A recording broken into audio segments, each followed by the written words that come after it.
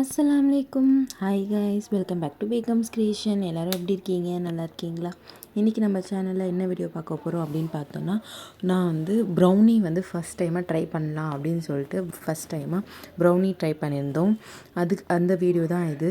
அதுக்கு தேவையான பொருள் சுகருக்கு பதிலாக நான் நாட்டு சர்க்கரை யூஸ் பண்ணியிருந்தேன். அதுக்கப்புறம் dark chocolate, butter, salt, cocoa powder, vanilla essence, egg, இதெல்லாம் தான் தேவை மெயினாக. இதில் என்கிட்ட கடைசியாக மைதா வீட்டில் இல்லாததுனால நாங்கள் கோதுமை மாவு போட்டு தான் செஞ்சோம்.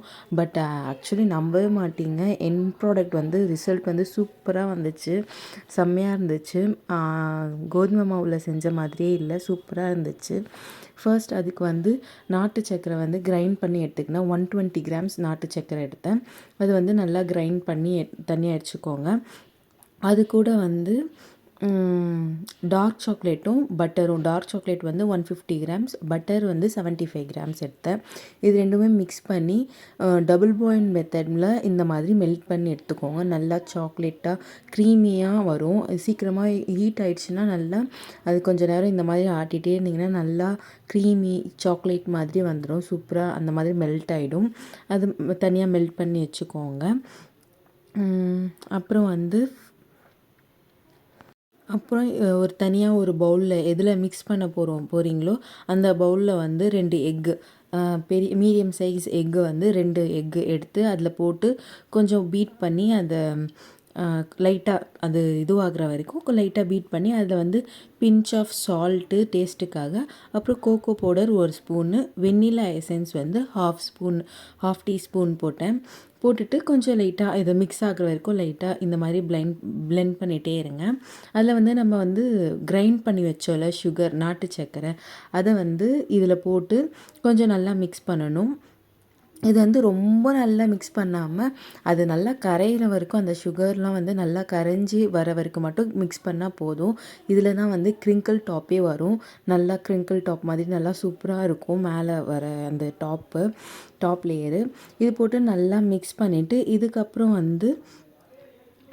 இது கூட நம்ம டார்க் சாக்லேட்டும் பட்டரும் மெல்ட் பண்ணி வச்சுருந்தோம்ல, அதுவும் இது கூட சேர்த்து கொஞ்சம் நல்லா மிக்ஸ் பண்ணுங்கள். இதில் நல்லா மிக்ஸ் ஆகிற வரைக்கும் மிக்ஸ் பண்ணால் போதும், ரொம்ப பீட் பண்ணிகிட்டு இருக்கணும்லாம் இல்லை. இது எல்லாமே நல்லா பிளெண்ட் ஆகி மிக்ஸ் ஆகிற வரைக்கும் நல்லா மிக்ஸ் பண்ணிவிட்டு அது கடைசியாக தான் ட்ரை ஐட்டம் அந்த ஆட்டா போடணும். அது 70 கிராம்ஸ் ஆட்டா எடுத்திருந்தேன். அந்த 70 கிராம்ஸ் ஆட்டா கொஞ்சம் கொஞ்சமாக போட்டு நல்லா மிக்ஸ் பண்ணிவிடுங்க. அந்த ஆட்டா கண்ணில் தெரியாத மாதிரி அது மாதிரி நல்லா மிக்ஸ் பண்ணிவிட்டு அது அவ்வளோதான். நல்லா மிக்ஸ் பண்ணி முடித்த உடனே ட்ரே ரெடி பண்ணிக்கோங்க. மைக்ரோ ஓவனில் ட்ரே ரெடி பண்ணி வச்சுருக்கேன். அது என்னோடய ட்ரே பெருசாக இருந்ததுனால இந்த மாதிரி பாக்ஸ் மாதிரி போட்டு பேக்கிங் பேப்பர்லேயே ரெடி பண்ணி வச்சுருந்தேன். அதில் ஊற்றி மேலே டெக்கரேஷனுக்காக நட்ஸும் சாக்கோ சிப்ஸும் தான் போட்டு வச்சுருந்தேன்.